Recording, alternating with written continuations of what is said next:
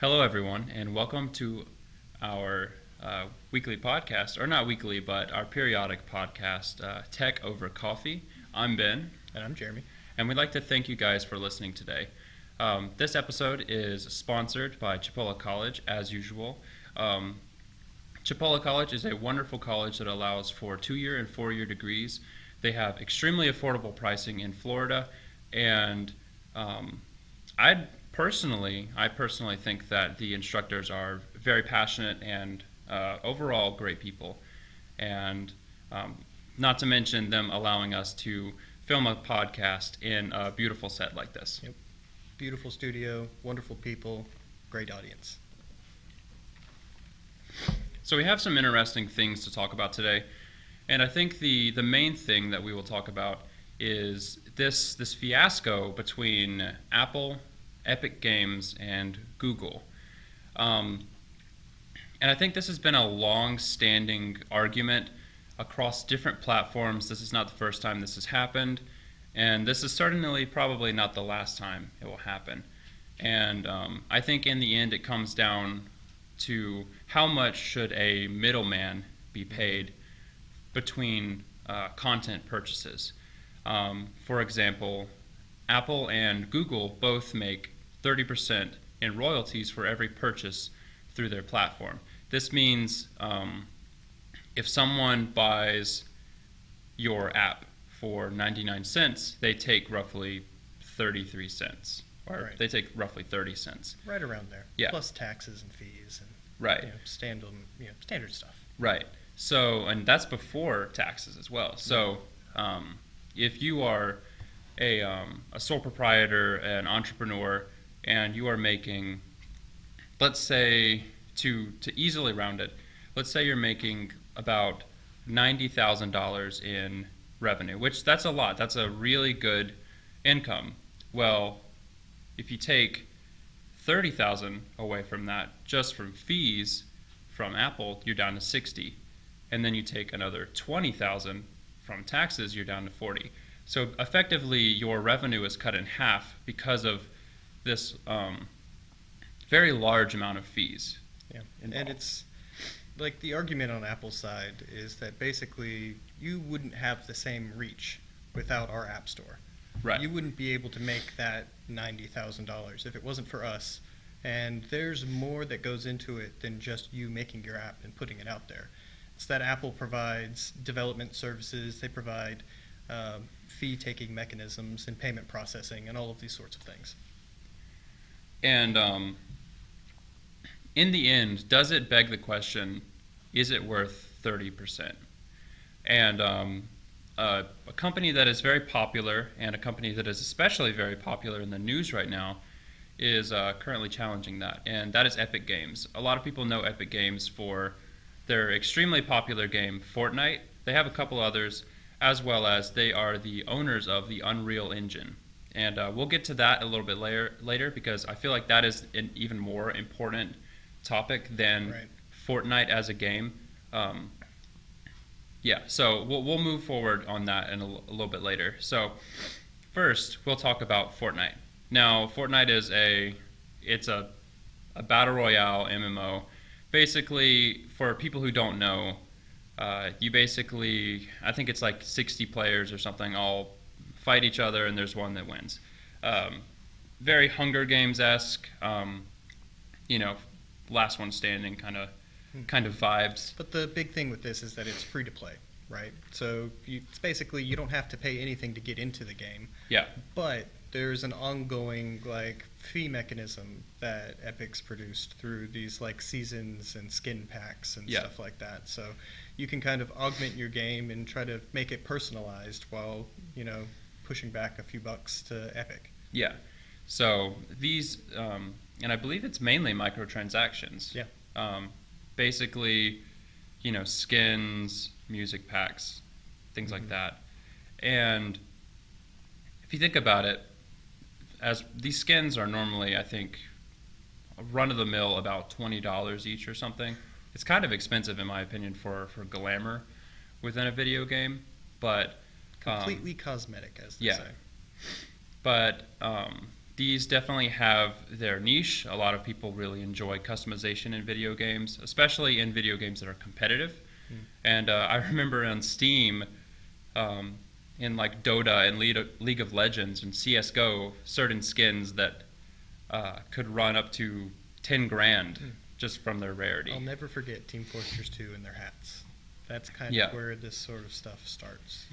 It's cosmetic stuff, but it costs money, and you bring it into a game that's now free to play, so you're not paying anything to get into the game, and so you can justify a lot of things by saying, well, you don't have to pay $20 for the skin.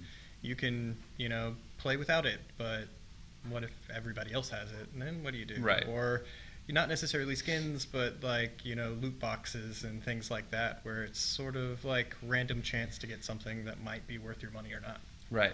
And loot boxes are really interesting to me because I feel like they're a form of legalized gambling for children.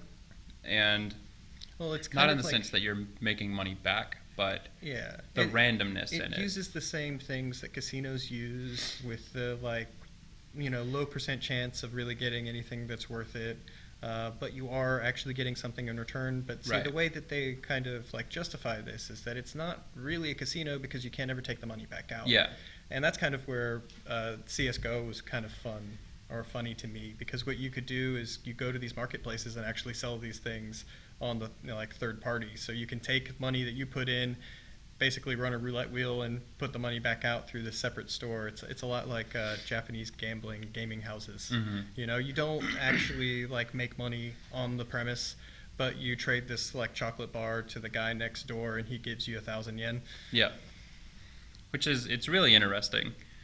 But anyways, so Epic Games, the creator of Fortnite and the Unreal Engine, they actually, I believe, news articles called it, they set a trap for Apple. So Apple and Google technically, but basically within their mobile app, they added a new feature where you could pay through their own processing system, basically routing or detouring instead of using the in-app purchases that is pretty inflexible, I would say. You always have that fee taken out, and Apple does not really offer any flexibility within that. It's always the same. And them offering a secondary form of payment allowed for them to have a lower cost margin. And the way that they enticed players to use this over the in-app purchase, because on both platforms, in-app purchases are generally pretty easy. Since your payment information is just stored in your account, you can just, press a couple buttons, type in your password, and you've bought something. So in order to overvalue or outvalue that convenience, they offered a discount. And I believe it was actually 30%. It's literally 30%. This is their common tactic. So Epic Games is actually a really big studio at this point. They've got their own store. They're competing with some of the top dogs in the arena, and it's the same sort of thing that they did with against Steam. Is that they open up their store, they offer developers this deal that, hey, we'll cut the fees in half and let you basically keep that other 5-10% or whatever it was. And so now they're doing the same thing but against Apple. And so hey, we'll just push an update to our game, because that's something that they had already, is the ability to push updates, which is something that's actually non-standard for App Store things. Apple really tries to lock down their ecosystem. They do. And so having their payment options right next to each other, you can pay with Apple Pay for $9.99, or just do the Epic Games Store purchase for $7.99. Cool deal, right? Epic's not even taking any extra money. They're just offering people a better deal. So kind of positioning themselves against Apple in that way. And them being taken down, or threatened at first and then taken down by Apple, they've kind of posed themselves as a martyr almost for developers in general. Developers have spoke up about this pretty often. I've seen it on Twitter a lot, and basically the 30% fee can be pretty obnoxious for smaller That's developers steep. and larger developers. Hmm. I mean, 30% of all of your revenue as you scale Which is a might not huge be all cost. that much in the first place. So, I mean, Right. imagine that just taken right off the top. Yeah. And so they set this trap for Apple, and Apple immediately took down the app. And in response, they had already prepared lawsuit papers, and they filed for a lawsuit. And I believe to this day they are still in court. Oh, yeah. They're still working this out. They have been going back and forth pretty viciously at each other, to be honest. With Apple basically trying to claim that they have absolute control over their ecosystem on the guise of like safety and security and Mhm. like, you know, we provide the utmost quality for our people, and actually saying that like, well, when Epic Games released their version on Android, that immediately you had like versions out there that you could download from separate areas that had malware and stuff, and you know, Yeah. but naturally that's going to happen. I mean, Yes. I mean, in the end, I feel like for either device, a lot of what comes down to avoiding malware is like common digital sense. Um, you downloading from verified publishers, being able to um, really know who's uploading it. It's not, you know, free mobile game Yeah. that is normally priced on the App Store, but it's free on this by this developer. It's obviously they're trying to make some profit from it. right, yeah. It's just that their way of making profit is different. And so just because this is a free app doesn't mean that you can download it from virus.com and you'll be perfectly fine. Right. But it's interesting that the quality control defense is their main defense, saying that Epic broke their contract and that they keep this for quality control. When personally, I feel like credit card processing, as long as it's verified and it's run through Yeah. airtight APIs, Mhm. it's not really a There's quality control issue. That Really- is There's really no difference, right? right. That's just having a chokehold on the market Mhm. and preventing people from being able to kind of stretch out as developers. Yeah, right. And that's kind of Apple's entire goal, right? Is they have this entire walled garden ecosystem where they have total control over everything that's there. And you have this big developer like Epic, which is really big, and that 30% does mean a lot to them. So they're going to put themselves out there because they have a lot to gain, but it's also a lot of other people too. And now it's kind of a question of like, how big of this company, like how big do they need to be like be allowed to have this monopoly?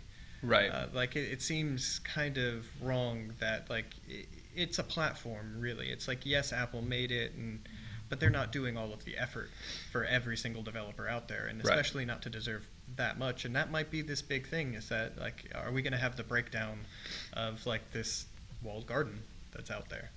Are we going to have Apple kind of being told that you have to let outside people come in, or maybe set limits on how much a middleman can charge for something as simple as like hosting Right. an app for something, which I mean you can do on a basic website, but you just don't have that reach. But Yeah. the reason you have that reach is because Apple's so big. So, but just because they're big, does that mean they deserve 30% of everything everyone makes? Right. Same with Google. And so as this case progressed, Apple offered, and this is where we're going to kind of get into Unreal Engine. Apple basically threatened Epic Games that if you do not get your ducks in a row, if you do not set things straight and return to the format that we have already, that is in the contract, then we will terminate not only their account, but their developer account. Now, the big problem with this is Epic Games, as we said previously, is the developer and owner of Unreal Engine. Right. Unreal Engine is one of the top 2 video game engines that is in the industry. The first one being Unity, and then Unreal Engine being, I would say, more of a probably a more robust. The difference one. is there being that Unity is kind of like from the forefront a more freely accessible Right. one, where Unreal Engine you kind of have to have an amount of money up front. Yeah. or be a big enough studio for it to be worthwhile. Right. And as far as like technical prowess go, from what I understand, Unreal Engine's very like deeply complicated. Yeah.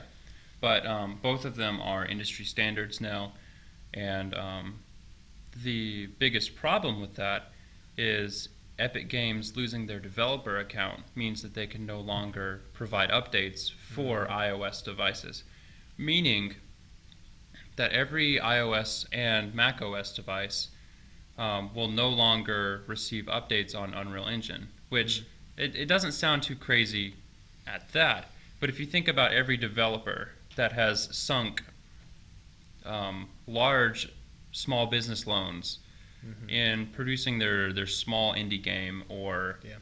things of that manner, using Unity, or not using Unity, but using Unreal Engine to really push themselves forward,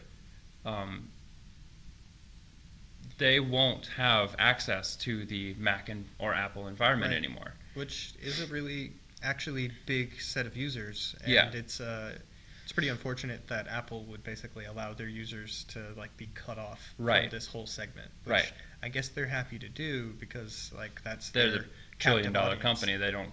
Doesn't matter. They're big enough that maybe they'll just push Epic around and they'll just do what they say, right? Right. That's their hope. Right. And so this poses a big issue that basically one of the big things about indie development now is being available cross-platform.